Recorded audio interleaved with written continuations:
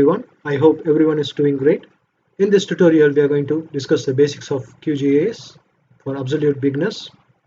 So if you click on QGIS, QGIS is an open source software. It's available for free. QGIS provides the same functionality and capability. So it offers a lot of functionalities. You'll be getting a lot of plugins available with QGIS. And in some case, QGIS offer more flexibility than ArcGIS. If you are new to GIS and if you are wanting to know and interested to work with a GIS platform, so this tutorial suits you the best. This is absolute for the beginners. So let us see the course overview. And you can see the course overview. First, we'll be starting with downloading and installing QGIS, and followed by that, you'll be introduced to the QGIS interface, how the interface works. And followed by that, we'll be working with the vector datasets in QGIS. I'll be providing the datasets. I'll be putting it in the link. You can download the dataset. After that, we are going to see how to digitize new vector data, Shapefile. Followed by that, we'll be seeing how to style and export vector files. And followed by that, we'll be working with the raster datasets and how to style it and how to analysis. And followed by that, we'll be also seeing how to convert the vector data to KML and how to visualize it in Google Earth Pro. And finally, we'll be creating a map layout using the datasets which has been provided. So let's get started. If you are new to this channel, please do subscribe to the channel. If you find the video helpful, please do like it and share it to your friends. Now let us see how to download and install QGIS for Windows. So in order to download QGIS software, just type in QGIS and you can see the page over here, and this is the link qgis.org. I'll be sharing the link in the description. You can check it out. Now let us go on to this home page, and this is how the home page of QGIS looks like. So currently I'm shooting this video in the year 2025 in May month. So in order to download this software, you can use this option to download. Otherwise, you can find the option download at the top. So let us click on download and directly go to the download page, and you can see this is the download page, qgis.org/download/.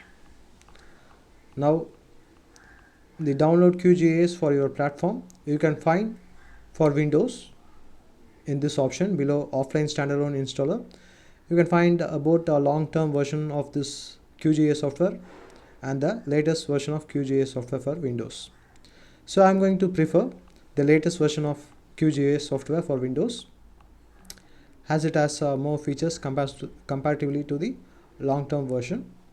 But the long-term versions are more stable, and so less bugs will be there. That is the difference. So I'm going to download the latest version for the Windows by using this option. If you are interested to download the QGIS software for Linux or Mac, you can come down. You can find other platforms, and beneath that you can find it for Linux versions. And if you come down, you can find Mac also, Mac OS, long-term version and regular version. You can choose accordingly and download it. In this case, I am using a Windows device, so I'm going to use this option. Latest version for Windows is 3.42 QGIS. Let us click on download. So the download has been started. That you can check at the top. The progress you can check at the top. So let us wait for the download to be completed. Once the download has been completed, it will be saved to your folder. So you can find it over here. Double click to install it. So you can see here, this is the setup wizard. Let us click on next to proceed with the installation process. So after that, click on accept terms and license agreement and follow it by next, and finally click on install. So the after installation has been completed, click on finish. So you can find the installed software. Click on this Windows option. In that self file you can find this QGIS desktop. Just have to click. Automatically the app will start to run. You can also use the search option to search for QGIS. So if you're just getting started, you can use this project template, empty project template, as you can see on the right hand side. You can click on here, or you can directly click on over here for creating a new project. So you can see here, after creating a new product, you can see the empty workspace. In this empty working space, we can begin our work. Have a look at this QGIS interface.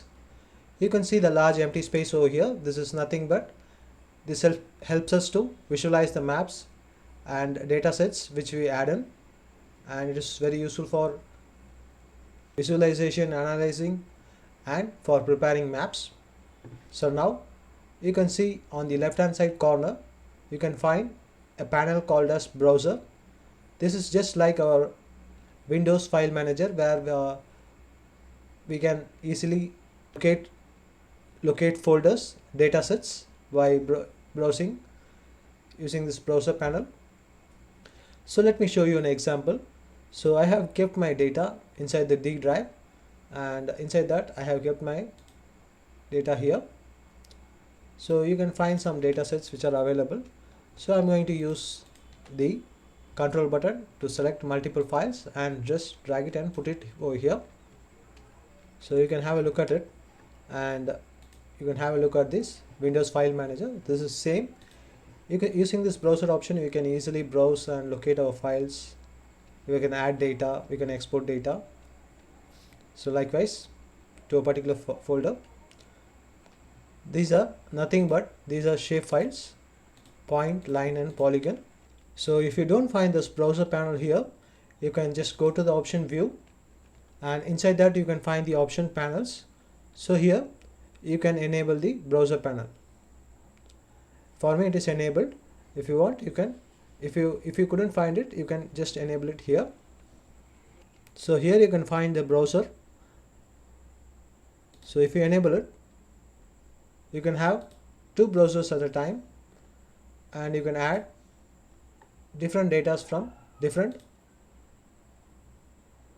browser, and you can just see that you can easily navigate from one browser to another browser. You can just switch it over like this. So if you want to remove any of this browser, you just need to select it, and you can just remove it like this. Easily it can be done.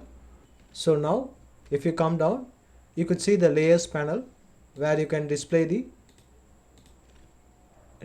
data sets which you have added will be displayed in the layer panel. So if you don't find this layer panel, once again go to the option view, and here under panel you can find layers. If you didn't enable it, you can enable it. You can also add some more panels. For example, in this case, if you want to add this advanced digitizing panel, you can enable it like this. You can adjust the size, you can undock it, you can move it to a particular location like this. You can move it to a particular location, undock it. If you want, you can remove it simply. So you can also move this layer panel, just undock it, and you can bring it to any of this area. For example, you just drag it to this corner, you can see you can keep it over here in this region like this. You can do, or if you want to keep it here, you can also do it. So let me take it back to here like this. You can place it, and you can bring it to the top like this. Once you have placed it, it will be automatically docked to this location. So there is also an important panel which is called as processing. You can click, and inside that you can find the toolbox. If you click, the processing toolbox will be available. Inside this there are a lot of tools available for various analysis. We can use these tools. and you can also enable it from the view options, view panels, and inside that you can processing toolbox, you can find it here. So next important thing is toolbars. So how to enable this toolbars, let us see that. You can see here the horizontal formation, this is called as toolbar. For example,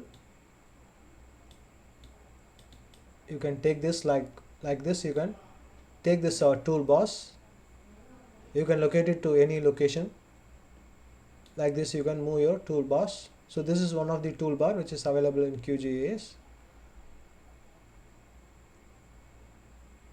Like this you can place it. So each toolbar is designed to do some functions.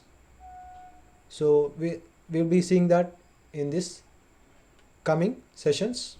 To access the toolbar or to activate or to deactivate it, you can see in this blank space, please use the mouse right click, or you can go to the option view, and here you can find these toolbars. Here you can select which toolbar has to be shown and which has to not to be shown. So you can decide if you want to enable it, you can enable it. So for example, you can see here SCP working toolbar. If I disable it, you can see the tool has been disappeared. If you want to enable it, you can do it. Right click on this empty space and you can find the SCP working toolbar. Like this you can add or remove toolbars in QGIS. You can find this toolbar name if you just need to go on to this region, and if you locate on the top, you can just see here, you can see snapping toolbar. So this all comes under snapping toolbar. So if I click over here, you can see it is showing me digitizing toolbar. In the top you can find project toolbar like this. You can enable it and disable it. All toolbars are available. If you want to add something, you can add it, or if you want to remove, you can remove it.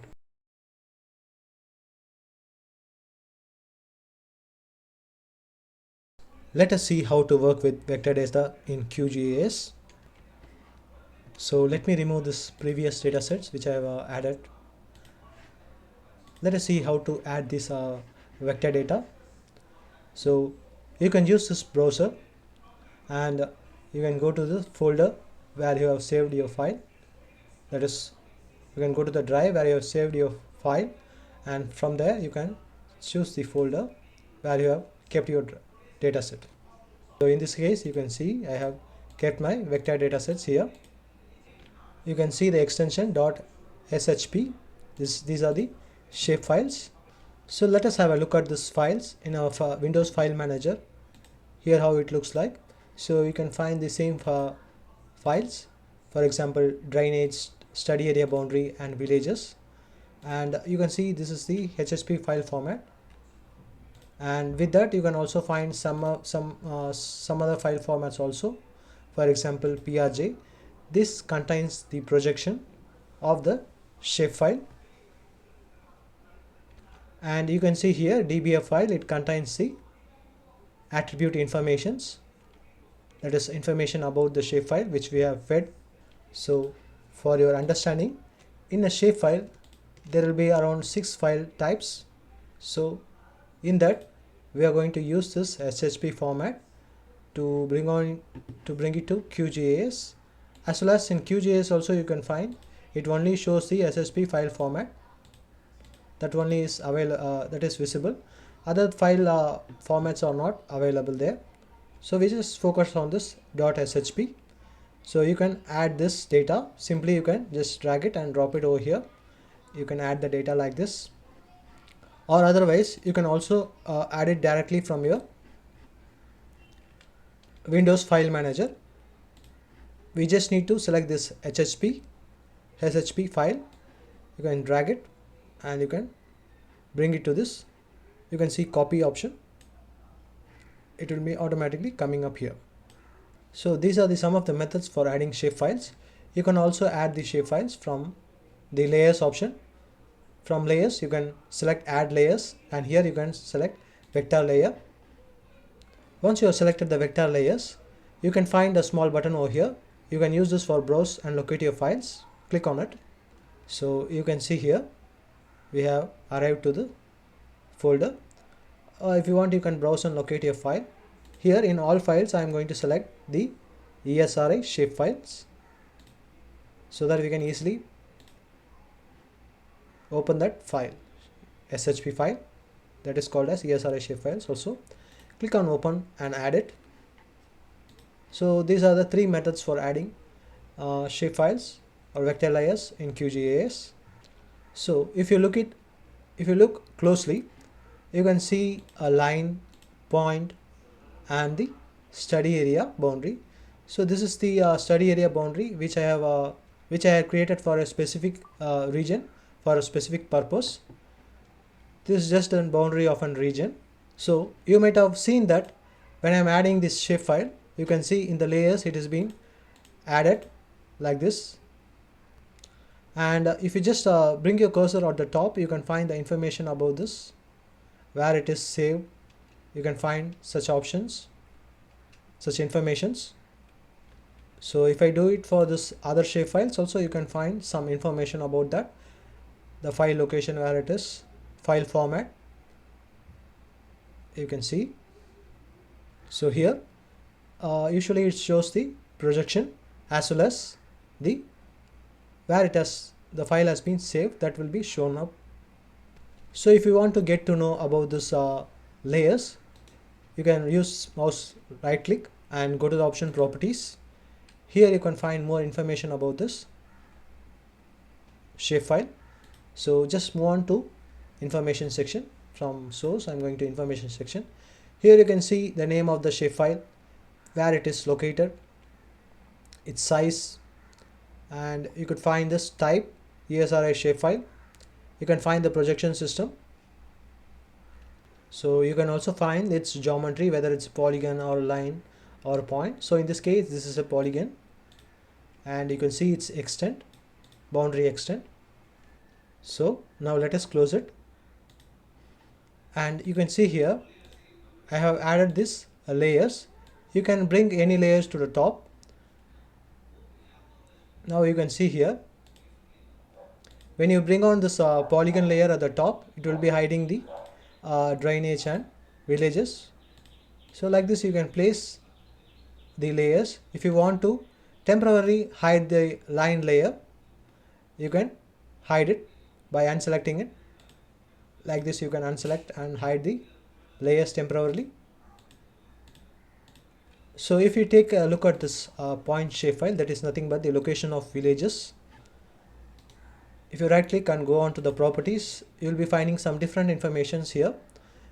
In the information section you can find the name, and here if you come down you can see the file type, and the geometry type is point, and you can also check the coordinate reference system. So likewise you can also check for the line, and you can see here the geometry is line, multi-line string. Now let us close it. So for example, now if you want to change the color of this line, you can just right click and go on to the properties. Inside properties, please select symbology, and here you can find line. So you can choose this any symbols which can represent the line. For example, if I want to choose this one, I can choose it, and you can also choose the color here. So let me change it to a blue color, as it is a stream. Now after changing the color, if you click apply, you can see the color has been changed here. You can also increase the line width. For example, currently it is in 0.38. If we increase it, you can see the width has increased. So likewise you can do, and you can also change some other symbology. For example, you can put on this one, you can see. So like this you can customize the symbology for the line, point and polygon. Change the color, simply you can change it.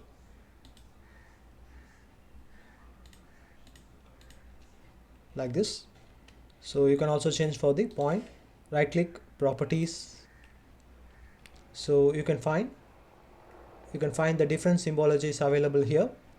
If you click on this simple marker, you can set the color inside, and the outline color you can set the colors, you can change it. If you click on this marker, you will be coming back and you can choose the symbology accordingly. For example, I need this symbology, I can choose it. If you want, you can click and customize this color, fill color. I need it in somewhat so I can fix it accordingly. Just click apply and click OK. Now you can see here the symbology has been changed. Same thing, you can change the color for this polygon also. So symbology helps us to represent our data in a better manner, in an understandable way. So in this case, you can also reduce the size of this circle. So you can see the circle is a bit bigger, so you can reduce it in the option size. Like this, you can reduce it. Now you can see how it is. So like this, you can increase it and decrease it.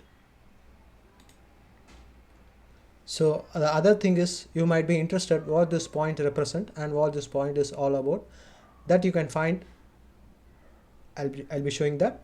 Right click, and here you can find the option open attribute table. If you click on open attribute table, you can find the information about this point.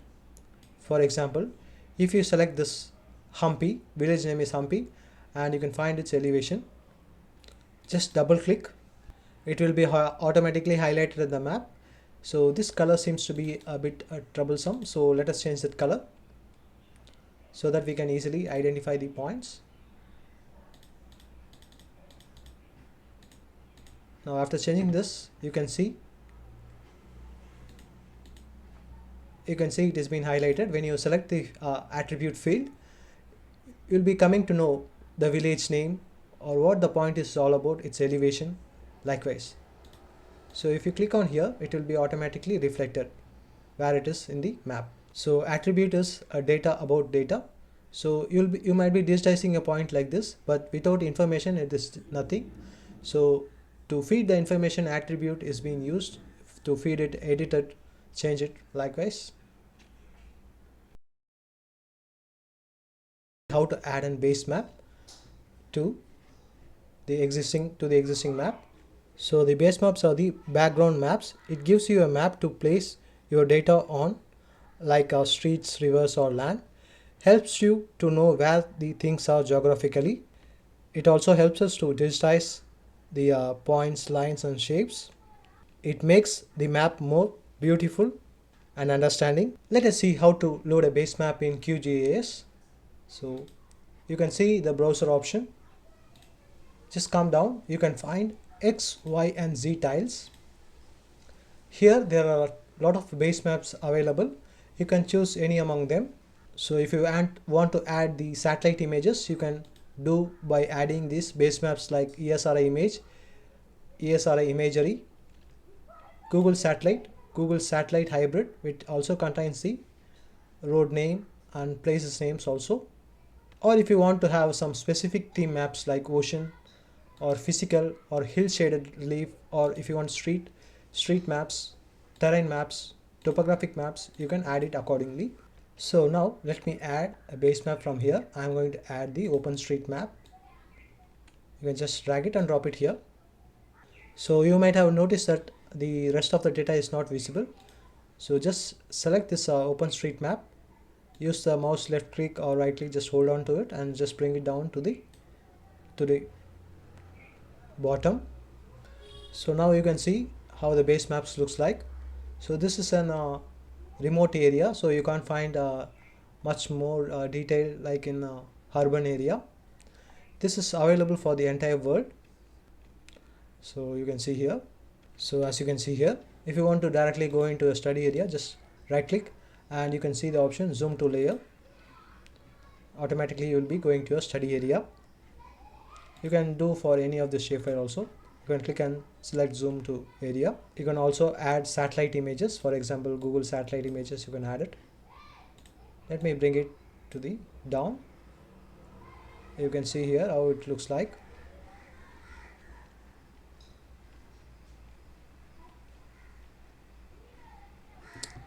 So you can remove it by unselecting it, or right click and use remove option.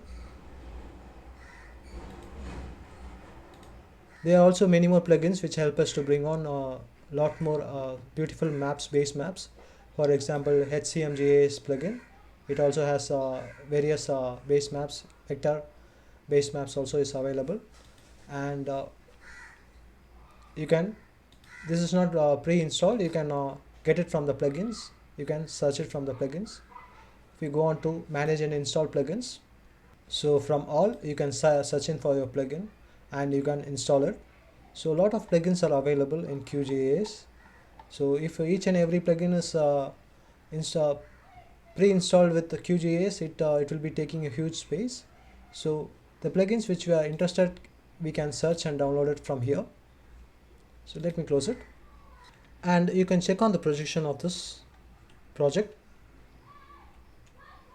So you can find it here, WGS 1984 Geographic Coordinate System, and you could see that both this base map and this layers are in the same coordinate system. Sometimes the base map might be tilted a bit in that case. So in this case it is not like that. If it is tilted, you can bring on this to a common projection system. You can change it. So the CRS, you can find this projection system, and this is a common projection system. It doesn't come in for a particular shapefile or base map. So it's a common project coordinate system. So the project is built on this coordinate system. You can change it. So if the map is tilted a bit, you can use web Mercator auxiliary projection, which is commonly used. So from the top you can find it. Just type in. So you can find it, WGS 1984 web Mercator auxiliary sphere. You can select it and click on apply. So you can apply it. So now let us cancel this. This is just for in case if your base map is tilted or not aligned properly, you can use it.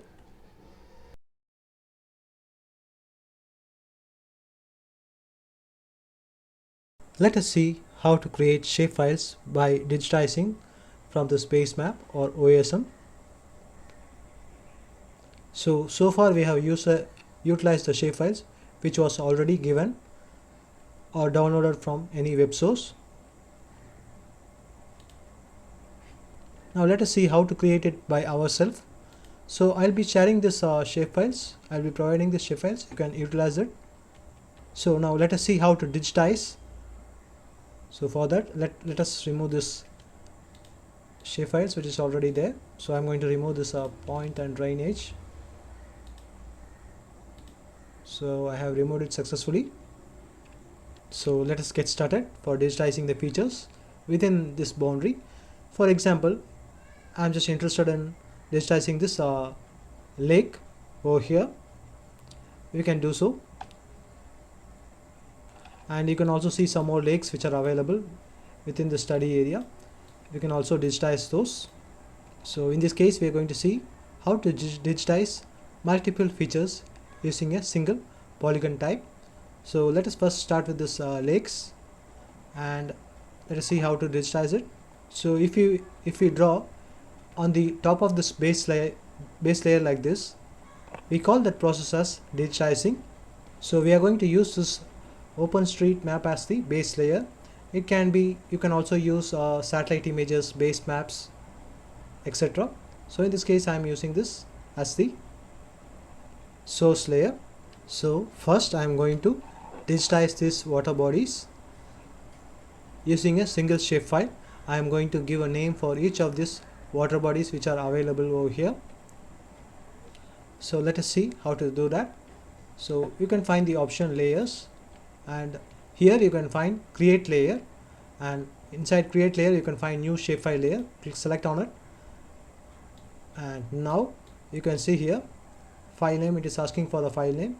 You can use this button to browse and give a file name and where to store it, that you can browse, use this option.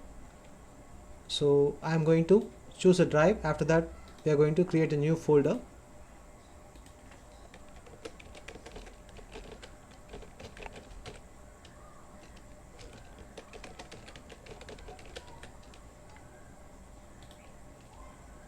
So inside that I am going to store the file. So first is I am going to create a polygon file, and let me assign it a name, water bodies, and hit on save. So we have chosen a location and we have given a name for the shapefile. And next is the geometry type. So I am going to use polygon for digitizing this water bodies, the lakes or ponds, etc. You can also use a line or a point also. You can use it for digitizing any of this thing. So I am choosing polygon because you can see this is a closed feature. For example, if you want to calculate the area of the lake, you can do using the polygon option. So if you take the example of point, you can just represent the location using point. You can represent, for example, if you want to represent roads or railway lines or river streams, you can use a line that will be suiting much better. You can use it for calculating the length of the road or length of the streams, etc. You can use polygons for digitizing forest area, lakes, water bodies, buildings. So after selecting the geometry type as polygon, here you can find the fields. So we are going to create new fields because this field stores the information about these features. For example, the lake of the name of the lake. So let us create a field called as name, and you can select the type as text and add it. So you can see there is another field defaultly ID, so you can remove it by selecting it and click on remove. So next is I am going to create another field called as type. So you can increase the length of the field. You can set it to 100 or 120 based on your need. Sometimes if you require a much larger area, that is names, you can use larger numbers, for example 100 or 120 likewise. So in this case I am going to leave it as 80 itself, and I am going to add it. And finally I am going to add the serial number just to show which is first, which is last, and I am going to use the integers for it. So you can also see some more other options are also available. You can include date, decimals, etc. So in this case I am going to use integer. You can also set the integer's length. So here I am just leaving it default as 10. Now after creating it, you can also bring this to the top by selecting it and just moving it to the top to bottom. Options are available. So now click on OK to complete. So you can see here this is the shapefile which we have created called as water bodies, and inside that if you just go into the properties, you can check in the properties of this layer which we have created and where it is located. Like this, you can find which coordinate system it is in. You can find it. So this is an empty shapefile. If I open the attribute table, you can't find any information on it. So now let us see how to digitize the features. Let us begin with this polygon. You can use a mouse scroll button to zoom in, and you can use this hand pan for moving to right, left, top and bottom. Use the mouse left click for doing so. So for digitizing, we are using the digitizing toolbar. If you don't find it here, you can just click on this empty space, and if you go to the toolbar section, you can find the digitizing tools. You can enable it. Now you can see a pencil like option. Just select it and automatically it will be enabled. Now we can start to create features. Now you can find an option called as add polygon. Click on it and zoom in as much as possible. This is just an example, so I am not zooming that much in. If you zoom in, the accuracy will be much more better. So use the mouse left click to keep points like this. So you can see here how I am digitizing. So you can quickly do it. So this is just for an example. If you wanted to make it much more clearly, you have to zoom in to a much better level, and you can do it.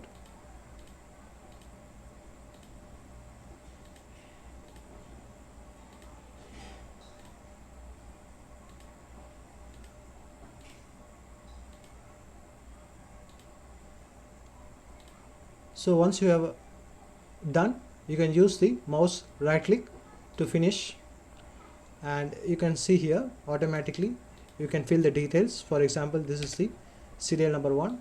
You can provide a name for it.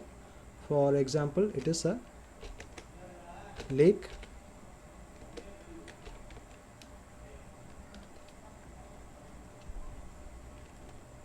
Lake name, and type is water body.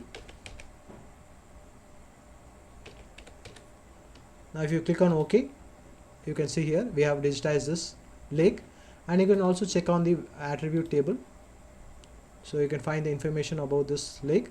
So now let us digitize some more lakes. For example, you can find some more lakes here. Here you can find another lake. Once again, you can use this mouse left click to place a vertex like this.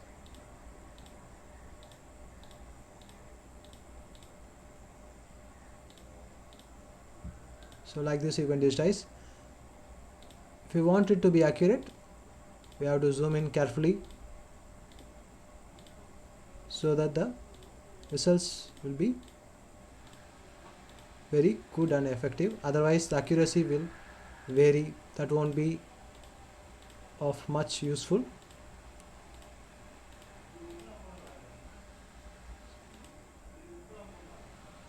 So you can see here I have stuck on here. You can long press your scroll button to move it to the top like this. Long press your scroll button and you can easily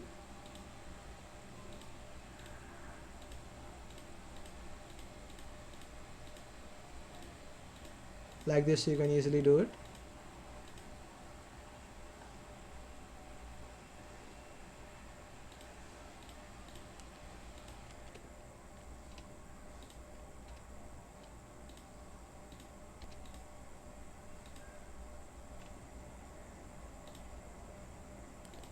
So you can see the mistake which I am doing.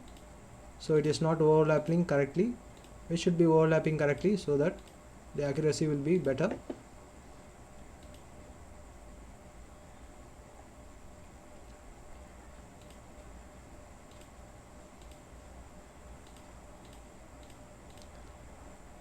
So if you are making any mistake, you can undo it using the backspace. You can undo the mistakes.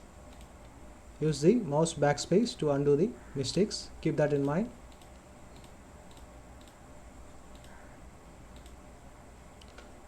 So when we are done, use right click. Let us assign the numbers for it.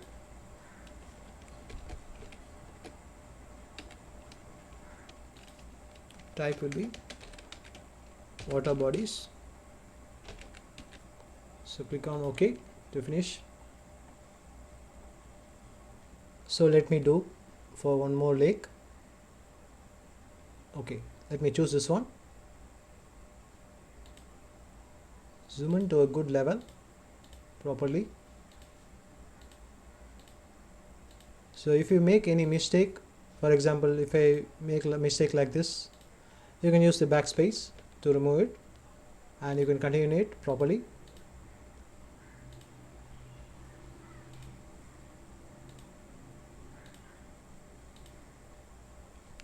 So if I just zoom in, you could find that They should be correctly overlapping on this.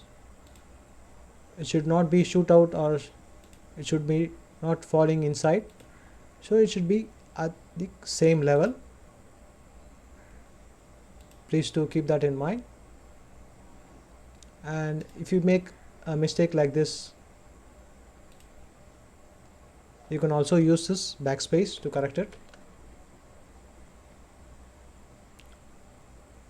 For example, like this, if I am just shooting it out, and unfortunately I am ending it, so let me give some number for it. Okay, now you can see here we have made a mistake, no? So we can rectify it. So let me show you how to do that. So use this tool for selecting your features, and now you can find the option over here, vertex toolbar. You can select it.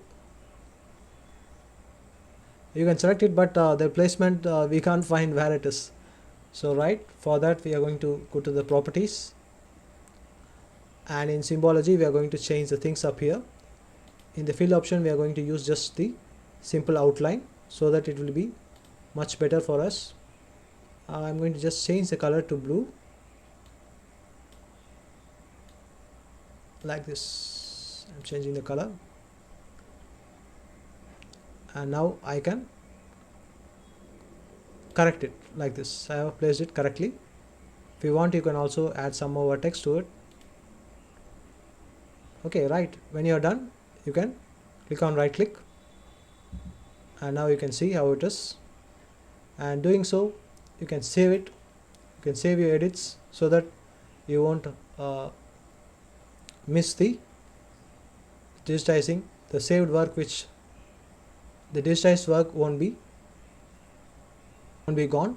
So here you can see, you can select this point and you can place it correctly. You can select this point, you can move and place it correctly like this. If you want, you can add some more vertex to it and make it good. Select it, place it correctly like this. Just an example. You can save it. Now once you are done, you can stop your editing option by clicking on this pencil icon, and you can just open the attribute and see. So for example, if you click on the lake one, where is it, lake one? So you can find the lake one. If you want to see the lake 2, you can see it. You can see the lake 2 over here and lake 3 here. So you can just change the symbology for it right now. So let me give some let me change the symbol for it, or click on over here. Let me select some colors. This one seems to be better. Apply. You can see the difference. You can also reduce the transparency of this layer. If you reduce the transparency of the layer, you can just check in what and all things are there in the background. For example, if I zoom in here, you can see it. So you can see some difference. You can check on, after reducing the transparency, you can see the underneath layer also.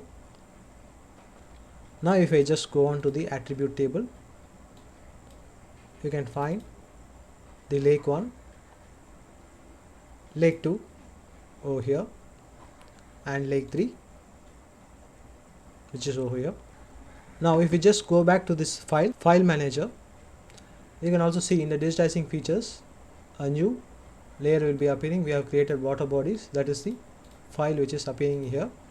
So you can also create some more, like a point line, that can be also done. For example, same thing, you have to go to the option layers, and here we are going to select create layer in that new shapefile. So we are going to browse and save it to a particular location. We are going to give a name for it. So I am going to create a point shapefile, and I am going to store some locations. So I am giving a name for it as location. I am going to save it. In the geometry type, I am going to select point. Okay, right. So here once again I am going to give a name for it. The field name will be name. So the type will be text, as we are storing the name. I'm going to use text. You can add it, and after that I'm going to put on the serial numbers for it. Right. So here I'm going to use integer. Now let me add it and remove this default. Let me click on OK. Now you can see here I have created a point shapefile. Same thing, you can start digitizing using this button at the top in digitizing toolbars, or you can right click over here and you can find it in the toggle editing. This is the tool for start digitizing. Click on it. Once it's, you can see you have to select it, and after that you can see instead of polygon now you can find add points. Select that one. Now let us put some locations. For example, you can see here town over here, so I need that town location. So I'm going to give the name of the town. I'm going to give a serial number for it. Click on OK. So like this you can locate any towns using point towns, or hospitals or railway stations. Just locating. This is 2. Let me click on like this. For example, this is a forest area as an example. I just need to mark a location that this is a forest, so I'm going to click on it and I'm going to give a name for it, forest serial number 3. Just an example serial. If you want you can have it, otherwise you can remove it also. And for example, you can find this is a NH, national highways. If you want to locate that, you can locate it.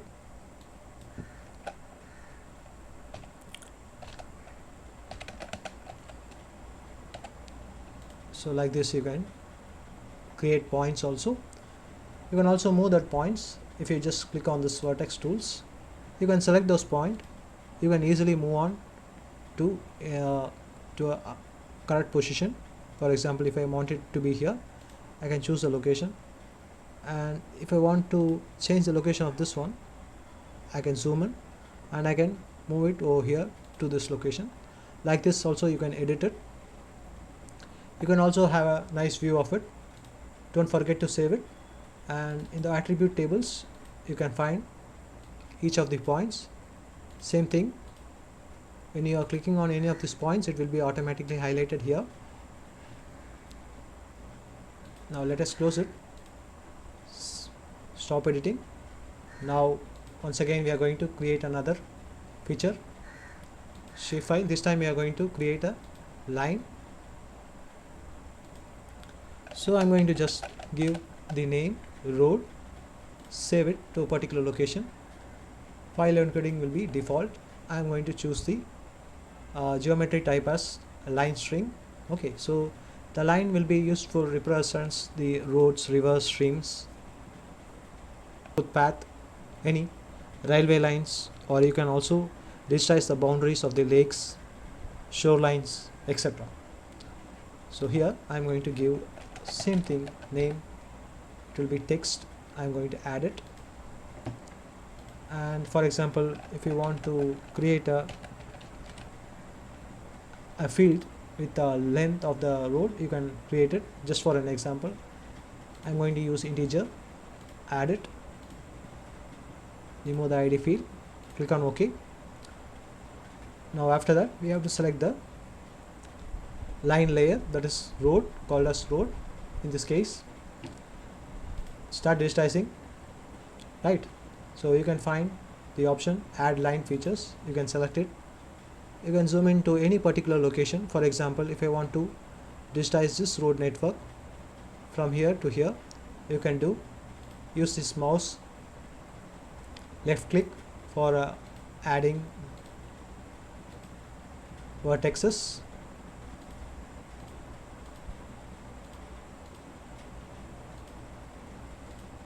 So like this you can digitize your line, that is roads or streams, lake boundaries, river boundaries, etc. Once you are done, use the mouse right click, give a name for it, road, so in bracket major, Length, let us give an example, just 2 kilometers.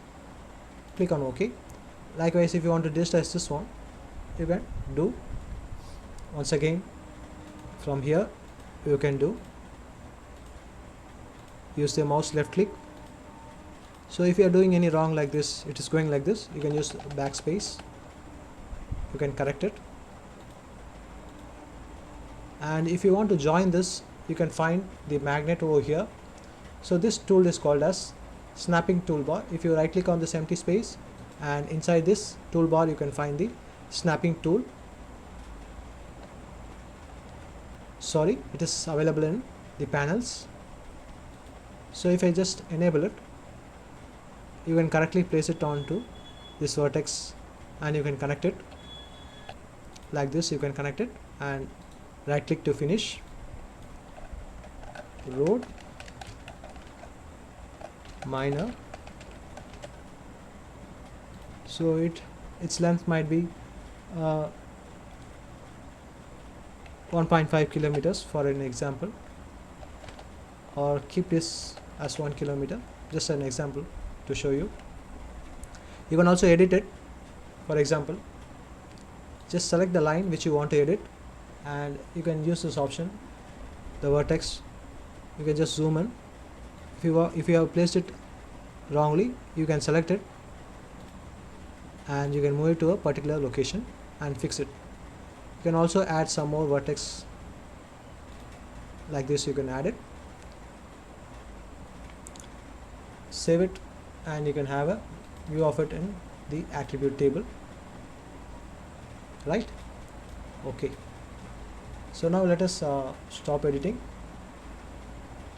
Now unselect it. So you can see here, this is how we have to digitize features in QGIS or ArcGIS, anywhere. This is the same procedure. You can also check this in this file manager. You can see here, these are all features which we have created right now. So now let us move on to the next.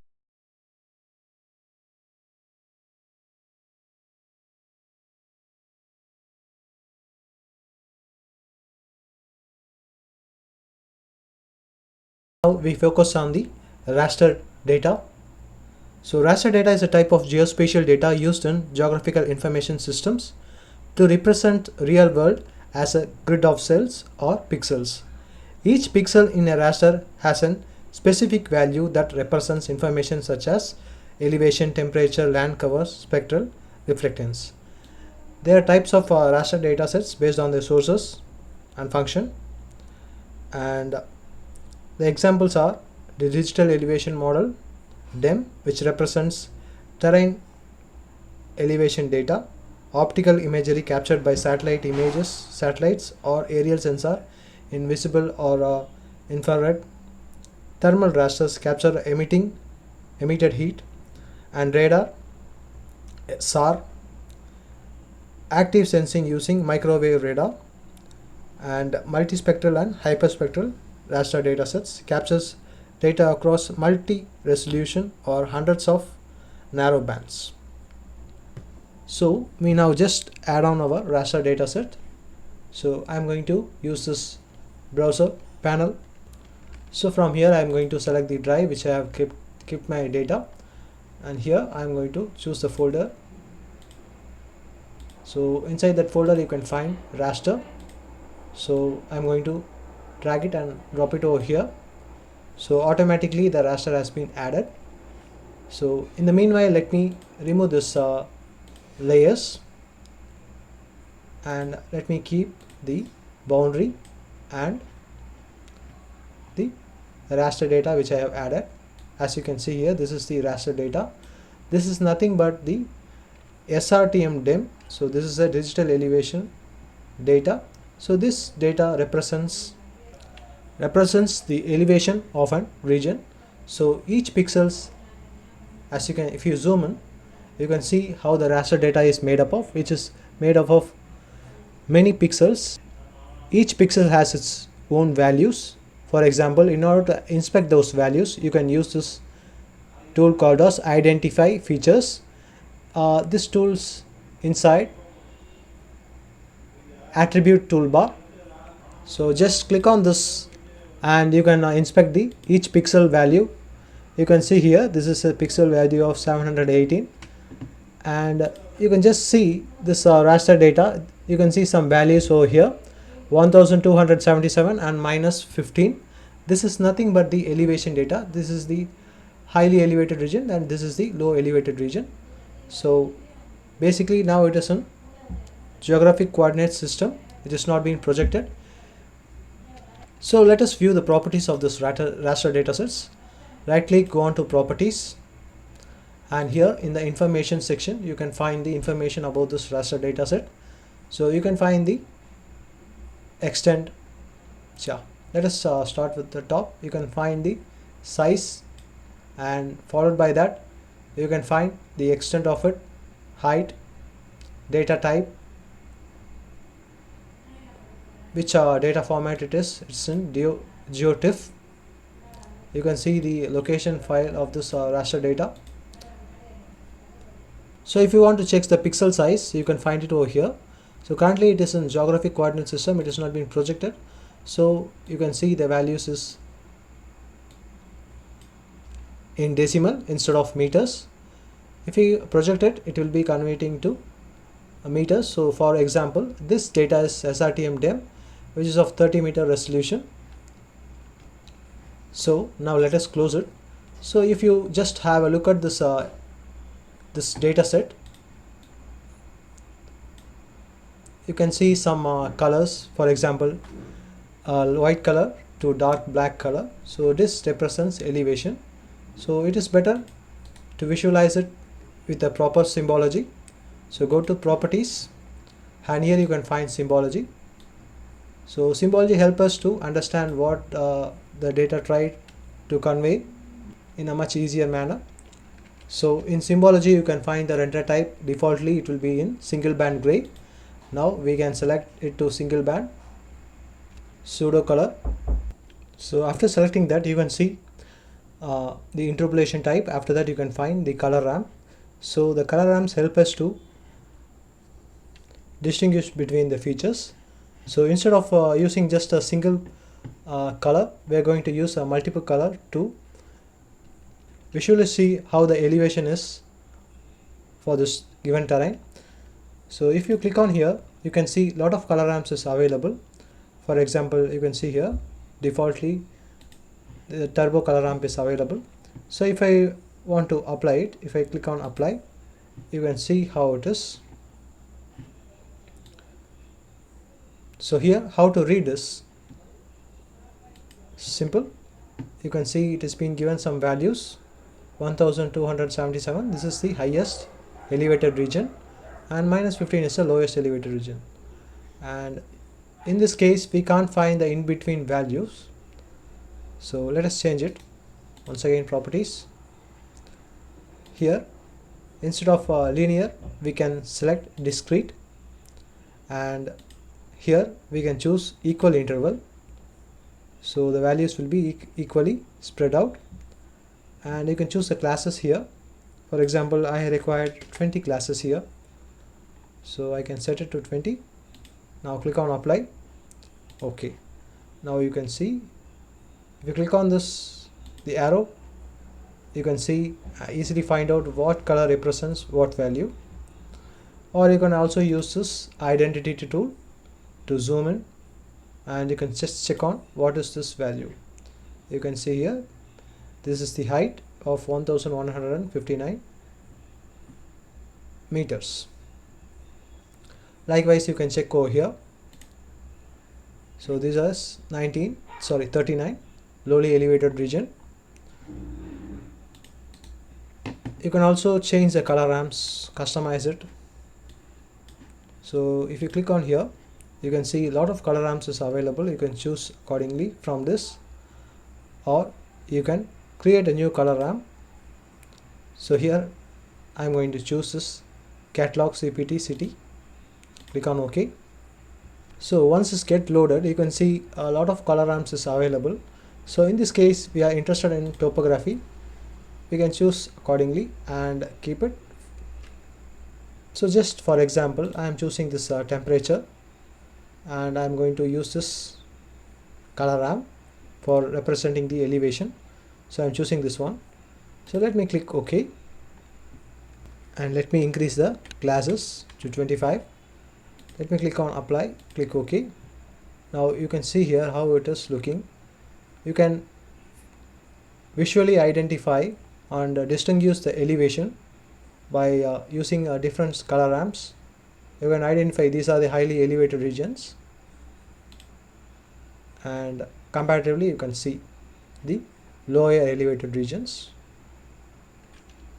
So if you want to change the colors, for example, if you want to invert the color, you can do so. You just need to click here and use invert color ramp and click apply and click OK. Now you can see the color has been inverted. So now the blue color represents the highly elevated regions that you can find. So likewise you can invert the colors in QGIS. So now let us see how to clip the digital elevation data for your study area alone. For example, you are having this digital elevation data for a larger region. You need to clip it to this boundary or any boundary which of your interest. So let us see how to do that. So if you click on raster, you can see the option called as extraction. From here you can find clip raster by mask layer. You can use this tool. So if you don't find this tool here, you can always find it in the processing toolbars. Here you can directly search for clip. So under the GDAL you can see raster extraction. Here also you can find the same tool, clip raster by mask layer. So this is much a shortcut. So I'm going to first input this DEM layer, and we are going to select the mask layer. Here the mask layer will be our study area. So after inputting the data sets, now come down at the last you can find where to save the file. That option will be available, save to a temporary file by default. If you want, you can save it to a particular location by clicking on this button and choose save to file. So here I am going to type in clip dem. So let us hit on save and let us run it. Now the process has been completed. Let us close it and you can have a look at it. Right now you can see. So after clipping you can see just for a study area the DEM is available. So if you zoom in, you can see some pixels. You can see the pixelates because this is a 30-meter resolution data. So if you want to study for a smaller region, it is better to go with the higher resolution DEM datasets. So currently the free datasets are available in 30 meters for some region and up to 10 meters to some regions, some part of the region or the world. You can also use LiDAR data that is having a higher accuracy. So now let us change the color ramp for this also by clicking on properties, symbology, single band, and here once again we are going to change the edit color ramps, create a new color ramp, and here I am going to use this temperature. So now you can clearly see the pixels. This is because of the resolution of the data sets. So the high resolution data doesn't break like this. It will be, if you zoom in, it will be having a good resolution. You can differentiate it easily, quite easily. Here the pixel distribution is not fine as is 30-meter resolution data. If it is 10 meter data or 1 meter data, it will be much more fine and continuous also. So here you can note down that the values is differing from the source DEM data. So the source DEM data value was starting from 2225 to minus 15. Now you can see here the highest elevation is 1057 because we have clipped the data sets. Some of the highest elevated regions won't be available, so it will be just showing inside this raster, which is the highest elevated ray, that will be shown up, and the lowest will be shown on the bottom. So you can also classify it. For example, let me choose discrete, and here let me choose equal interval, and you can see some difference. For example, if I reduce the number of classes, you can have a look at the datasets how it is. You can see the variation has come down. You can't find the, it is now grouped together based on this classes. 5 classes is there, so based on that it will be grouped together, so you can't see some variations in that. So that's why adding on some classes will give you some better understanding and how the terrain is,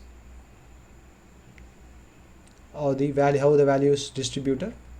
So let us click on OK. Now let us see how to create a contour line using this DEM dataset. So for that, go to the option raster, and you can see the option extraction, and here once again you can find contours. Now let us input the clipped dataset, and here you can choose the interval of the contour, 10 meter or 20 meter, you can choose it accordingly.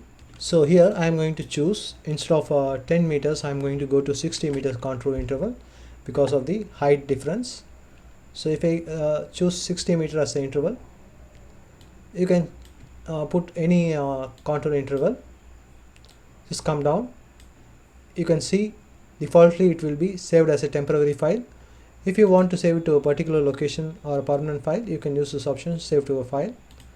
Now let us save it as a temporary file itself and run it, and you can see here it has been completed, and you can have a look at it. Let me remove this DEM dataset, and if you just click on this contour, the values will be shown. You can open the attribute of this contour and check it. So basically, if you just click on here, it will be setting it from ascending to descending or descending to ascending. So you can see here the value is starting from 120, and after that you can find 180, 60 meter interval. So like this you can prepare the contour. So now let me add on this clipped data. You can also change the contours colors. You can just directly double click over here, and you can see here directly it is come up. Here you can change the colors. For example, let me put it to black, and let me click on apply and OK. You can see the difference over here. So if you want to get the labels, you can use show labels, so it will be showing the label. You just need to put the values properly, which field is to be selected.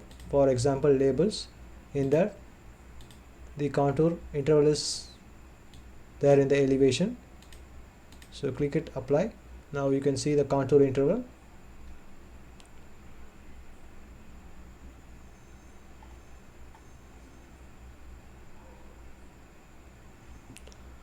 You can check like this. If you want, or you can also change the colors. You can use this identity tool to inspect this value.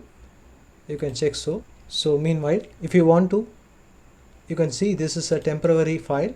If you want to export it to a particular location, or if you want any shapefile to be exported to a particular location, you can right click and you can choose this export option, save feature as. You can click on save feature as, and here you can choose the file formats. There are many file formats available. In this case we are going to just stick on to the ESRI shapefile, and here we are going to browse and locate the file where we are going to save it. So here I am going to go to a particular location and give a name for it, contour, save it and click on OK. So now you can see here the data has been exported. If it is showing like this, it is nothing but the temporary layers. So if you are wondering how to convert this shapefile to KML layer, it's very simple. Just select the layer and you can see the option export. So once again select save feature as, and if you want to select it, export it as a KML file, just come down, you can find the KML, that is a keyhole markup language. Select it, choose a file where to save the file. So I'm going to give the same name, contours, and save it. Click on OK. So it will be automatically exported. So let me cancel it. So once you have saved it, you can check it in this file manager also. You can just double click it and you can open the file quite comfortably. If you have already installed the Google Earth Pro, it will be, if you just click on here, automatically it will be opening up. Now you could see it is just going to the location. Now we have overlaid the contour files. You can just use R button to stabilize the image. Now you can find the contour lines we have been overlaid in this Google Earth Pro. You can find it also, find the values also quite easily. Likewise, you can check on the elevation values quite easily. You can see the elevation value here.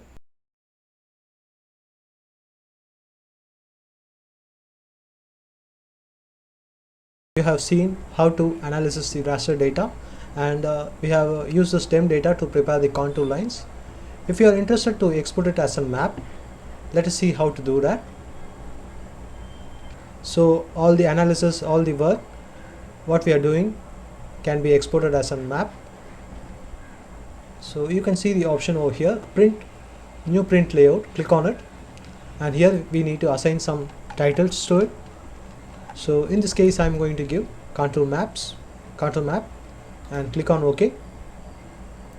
Now you can see here, this is the layout from where we are going to add this data to this layout section in order to export the maps in different formats. So you can see from the top, add item. So click on add map, and after that we are going to draw a box like this. So like this, you can simply draw a box. Automatically the data will be rendered, that you can check in. So this data will be transferred over here. So in order to move this map, you can use this option, move item content, this one. So using this, you can move the maps like this. You can use the scroll button to zoom in or zoom out. Once we have added the once you have added the map like this, we have add a map. You can see some items which is being showing. We have added a map. You can edit the properties of this in down below. For example, you can go to the item properties. After selecting the items here, you can go to the item properties, and you can set the scale for it. For example, if I want to, now currently it is in 1,34,000 scale. If I want to put it to 1,50,000, you can see no differences there. If I increase the scale, now you can see it has been, the map is very small. So like this, you can, likewise you can increase the scale or decrease the scale. If I make it to 15,000, you can see the difference how it is. You can increase or decrease the scale, or you can use the scroll button also to fix in the map correctly. So now I am going to fix the map to a proper position. Next thing is that I am going to add a title for it. So you can see the option add label over here. So click on it, and you can draw a box like this, and after that you can see defaultly it will be having some names, and you can edit it over here in this section. If you don't find this section over here, you can see when we are adding a new element to the map, it will be automatically showing in the item list. You can select it and come down to the item properties. Here you can edit the name. So here let me change it to contour map. So now you can see here it is being reflected. You can choose the font also. You can choose the font style, and you can increase the size. here.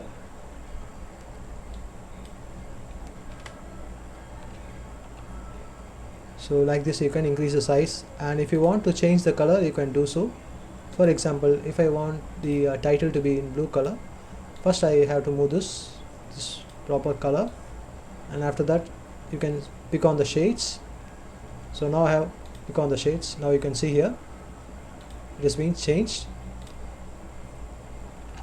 So if you want to move this items, you can use these options. You can easily move on the items. You can center the title like this. For that you can use this move item. So now the next step is, so now you can see here, if you want to center it, you can center it using this option, center. Inside the box it will be centered, and here in the vertical alignment you can also vertical center it. You can see here like this, you can do so. Now let us see how to add a north arrow. So every option will be available here from add items, as well as you can find it here for adding maps, legends, scales, north arrow. Everything will be available here and here. So I'm going to click on add north arrow. Once again I am going to draw a small box like this. Now you can see here we have added the north arrow here. You can select the north arrow. If you want to change the north arrow, you can just click on this arrows, and you can see some more styles which are available here. You can change it. If you want, I can have this one. Likewise, you can easily place it using this option. You can easily move it in and around, and you can also make it smaller by reducing the size like this. And now let us add the scale bar. You can find add scale bar. We're going to draw a box like this. You can see here you can align it properly, and after that if you want to edit something you can edit. So you can also see some lock like symbol. So you can lock your elements in the correct place so that it won't be moving in and around. So you can lock it by selecting this item. So here you can lock the north arrow, title, scale bar. So right, we're going to just discuss about the scale bar right now. So after clicking scale bar, so you can choose the scale bar units, what units it has to be shown, and you can see the label units multiplier, and you can see the label kilometers. You can customize it. So if you want to change the size of this, you can do. So in appearance you can come down and you can find the font. So if you click on the font, you can also reduce the size, the color, the font styling, that can be done. So in this case I'm going to reduce it to 8, and after that I'm going to go back. Now after fixing it, let us log it, and now we are going to add the legend. So add items, you can find add legend. Here also you can find the same thing, add legend. We are going to draw a box like this, and you can see here. So after legend, adding the legend, you can see how much data is there. So what we are having here in the map will be automatically added to this map layout. So in order to filter which one we require and which we don't, you can just select the legend and go on to the item properties. So in order to remove the unwanted legends, you can do so. For example, you can see the auto update over here. You can just disable it and come down. Now you can select the items. For example, I don't need this OpenStreetMap, and you can use the, if you hold on to the control button, you can select multiple things over here. So here so let me use shift button to properly select. Okay, right, I have understood. Let me correct myself. So you can use the control button, just hold on to the control button, and you can select these items one by one like this, right?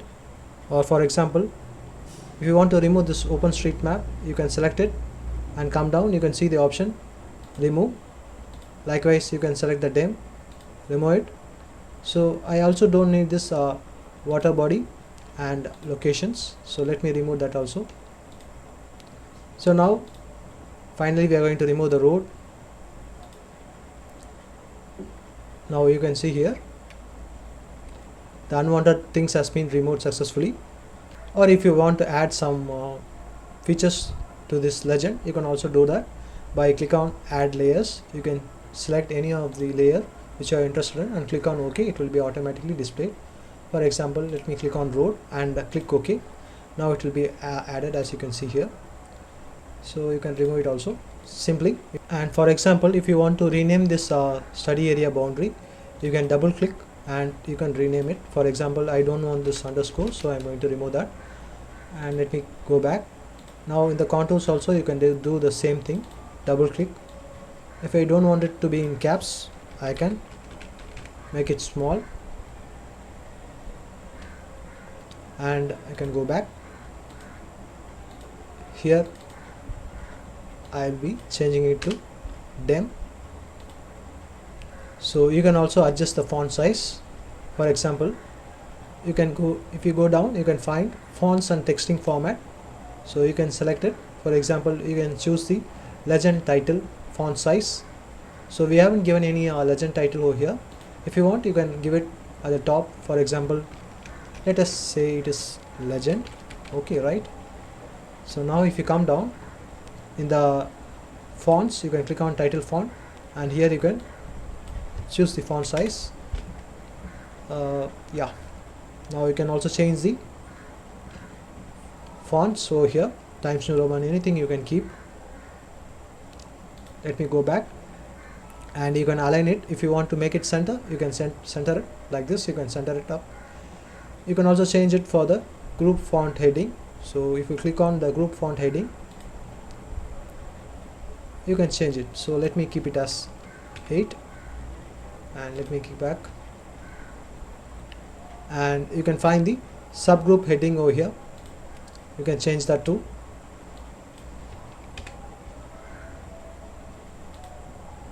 And finally you can see the item labels. So this is the item labels over here.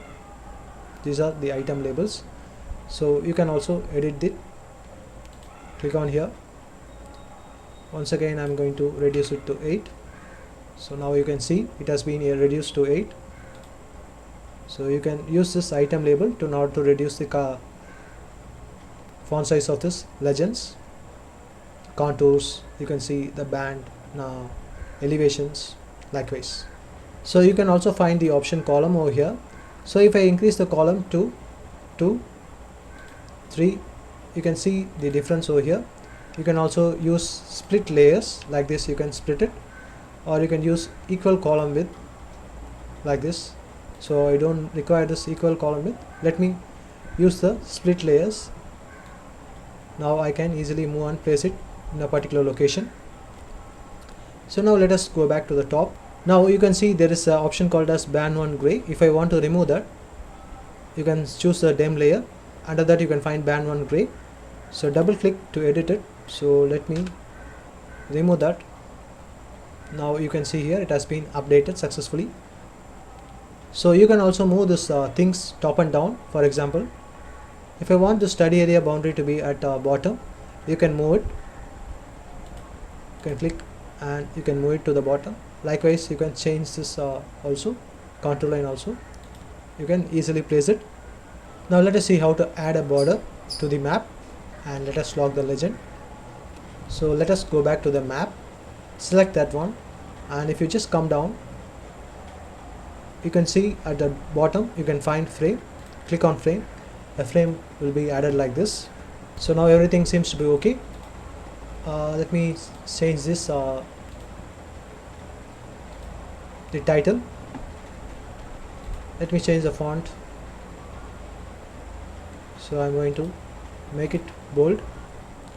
So let me first unselect it. Now you can see here I have changed it, the font size to modern. So now you can see how the maps looks like. If you want, you can also add a base map to it. Let me minimize it, and here the X and Y Z tiles. Here I am going to choose ESRI topographic. Let me add it. Now let us view it in the map layout, and you can see it is not visible, the layers. So let us bring it to the down, and now let us check it. So let us center the map.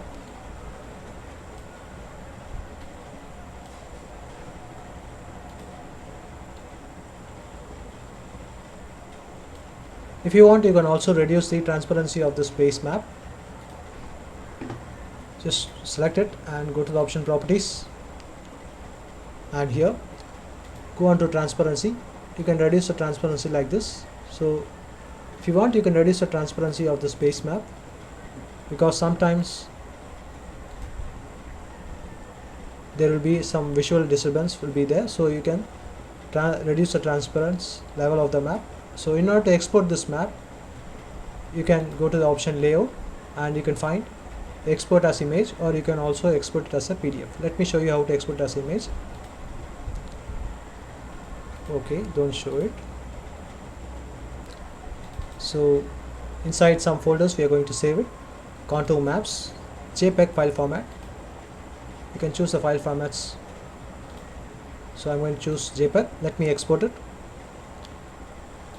If you want the map to be in high quality, please set the DPI to 500 to 600. You can also increase it based on your requirement, or reduce it. Now let us click on save. So you can check at the top, the export has been successfully done. If you click on it, it will be opening the location where we have saved it. You can just double click and see it.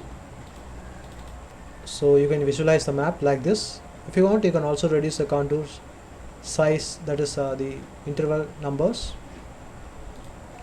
So I hope that you have learned the basics of QGIS in this introductory video. If you like the video, please do support us by clicking on the like and subscribe to the channel. If you have more doubts on this, please do ask in the comment sections. Thank you everyone. Goodbye.